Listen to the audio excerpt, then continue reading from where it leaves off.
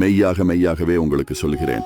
சமீப காலமாக நம்மை சுற்றி கொலை போன்ற ஒழுங்கின செயல்கள் தொடர்ந்து நடந்து கொண்டுதான் இருக்கிறது. நாம் அனைவரும் அதை தினமும் பார்த்து கொண்டுதான் இருக்கிறோம்.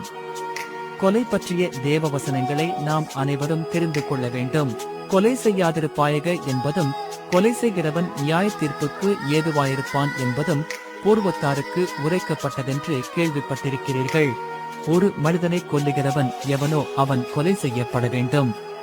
பிரியமானவர்களே, பழிவாங்குதல் எனக்குரியது, நானே பதில் செய்வேன் என்று கர்த்தர் சொல்லுகிறார் என்று எழுதியிருக்கிறபடியால் நீங்கள் பழிவாங்காமல் கோபாக்கினைக்கு இடங்கொடுங்கள். மனுஷன் தேவசாயலில் உண்டாக்கப்பட்டபடியால் மனுஷனுடைய இரத்தத்தை எவன் சிந்துகிறானோ அவனுடைய இரத்தம் மனுஷனாலே சிந்தப்பட கடவது.